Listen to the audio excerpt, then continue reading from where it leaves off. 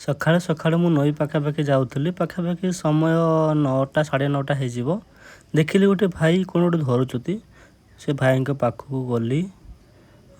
ଦେଖିଲି ପାଖ ତ ପାଣି ଗୁଡ଼ା ଆସି ପଳେଇଗଲାଣି, କିଛି ଦେଖାହେଉନି। ତାପରେ ସେ ଭାଇଙ୍କ ପାଖକୁ ଯାଉଛି, ଲାଇନ୍ରେ ରୁହନ୍ତୁ ଦେଖନ୍ତୁ କ'ଣ କରୁଛନ୍ତି ଭାଇ ଆଗକୁ ଚାଲିଛନ୍ତି କ'ଣ। ପାଣି ଗୁଡ଼ା ତ ପୁରା ନଈ ଫୁଲ୍ ଥିଲା, ବର୍ତ୍ତମାନ ଟିକେ କମିଯାଇଛି। ହଁ ଭାଇ କିସ ଗୋଟେ ପକେଇଛନ୍ତି, ଟାଣୁଛନ୍ତି। ଦେଖିବା ଭାଇ କ'ଣ କରୁଛନ୍ତି।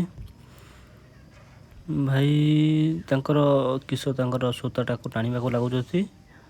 କ'ଣ ଗୋଟେ ପାଣିରେ ପକେଇଛନ୍ତି ଭାଇ। ଭାଇ କଙ୍କଡ଼ା ଧରିବା ନୂଆ ପଦ୍ଧତି, ଗୋଟେ ନୂଆ କିସ ଦେଖାଉଛନ୍ତି।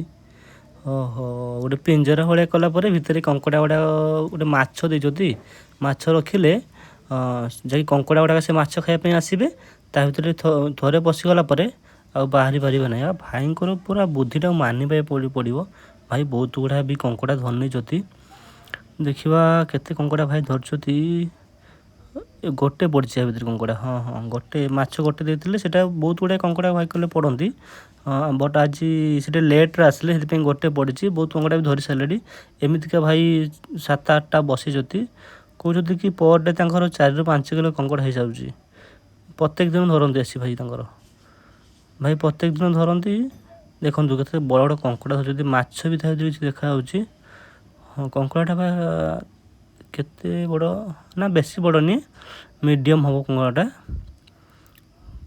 ବାସ୍ ବାବା କାମୁଡ଼ି ଦେବ ଯଦି କିସ କଙ୍କଡ଼ା। ଭାଇ ରଖିଦେଲେ।